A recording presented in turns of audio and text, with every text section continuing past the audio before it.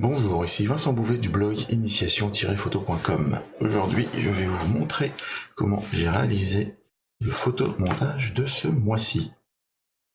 Voici le photomontage que j'ai réalisé ce mois-ci sous Blender, Satellite 3D Studio et Photoshop.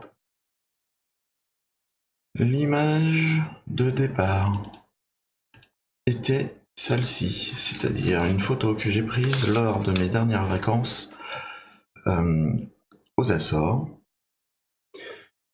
prise avec mon téléphone portable Samsung Galaxy Note 8.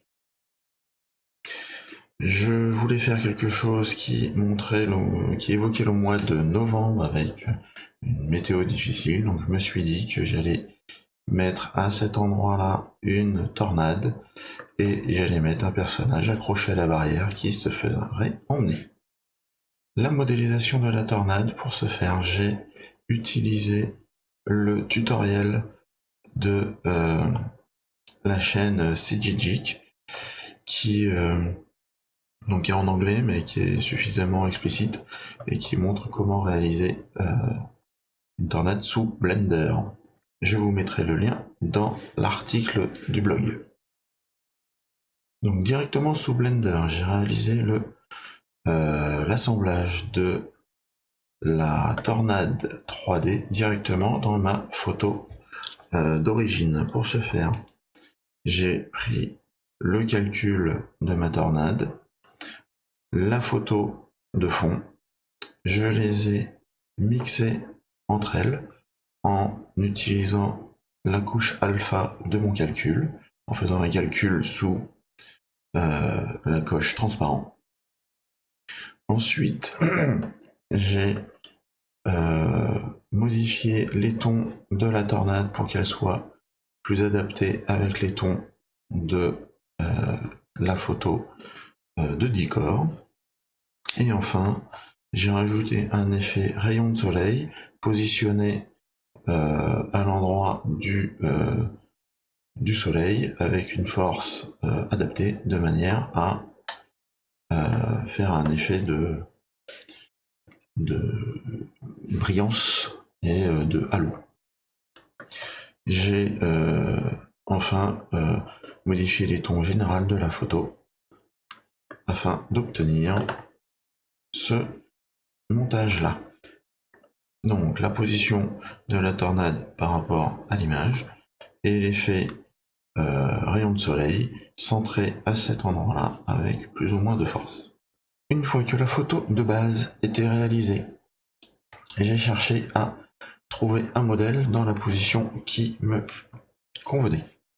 J'ai donc utilisé le logiciel Satellite 3D Studio et j'ai fait plusieurs photos différentes avec des positions. Vous voyez, j'ai fait tourner le poignet ou la caméra complète pour coller au mieux à la photographie de fond dans Photoshop. Donc de cette manière-là, je l'ai détouré à l'aide de l'outil plume et de l'outil amélioration des contours. Pour cela, je vous renvoie aux vidéos précédentes que j'ai fait ce mois-ci.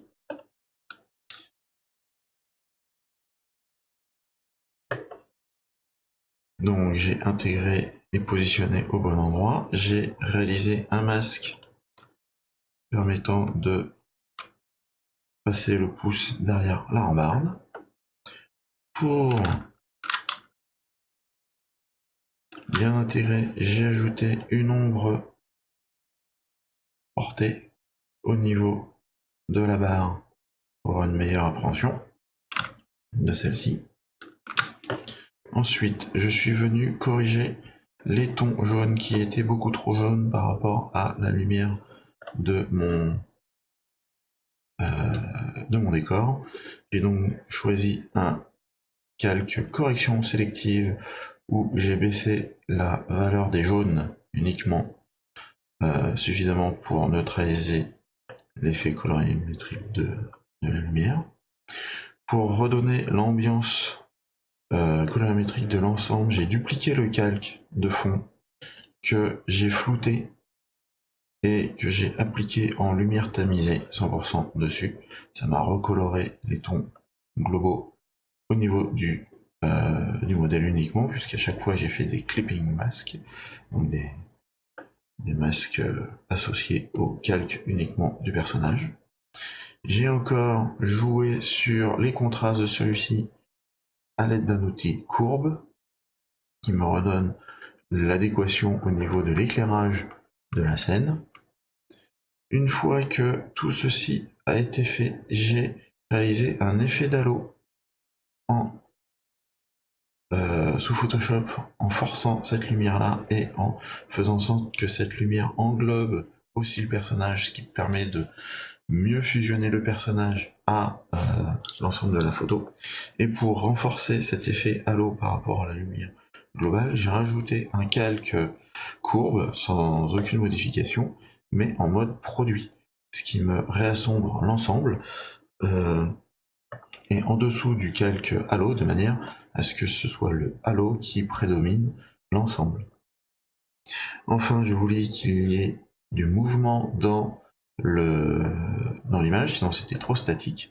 J'ai donc dupliqué l'ensemble de ces calques-là, je les ai mis en objet, dans un objet dynamique, et cet objet dynamique, je lui ai affecté un filtre de flou de tracé avec une courbe montrant un peu comme un mouvement comme si la caméra bougeait, d'une faible puissance puisque j'ai pris que 15% de flou. Et ce masque là, je suis venu l'atténuer en détourant le masque sur l'ensemble du personnage. Donc pour faire ceci dans ce masque là, j'ai fait un contrôle-clic sur le personnage, je l'ai complètement rempli de noir, et ensuite avec la même sélection, je suis revenu ici avec un outil brush avec une faible opacité pour augmenter les effets de flou là où je souhaitais les avoir. Ce qui fait qu'au final, j'ai des parties plutôt nettes, ça été complètement flou, et j'ai récupéré de la netteté au niveau des visages, au niveau de la main, au niveau des endroits qui me paraissaient nécessaires pour obtenir l'image finale. Donc c'est un nouveau format. Je n'ai pas cherché à tout réaliser sous vos yeux, mais plutôt rester sur l'explication des étapes essentielles de la réalisation. Si vous avez aimé, je vous invite à cliquer sur un pouce bleu, à vous abonner à la chaîne YouTube et d'activer la coche de la petite cloche. Et encore mieux, abonnez-vous à mon blog initiation-photo.com pour être certain de ne louper aucun de mes contenus. Merci, au revoir.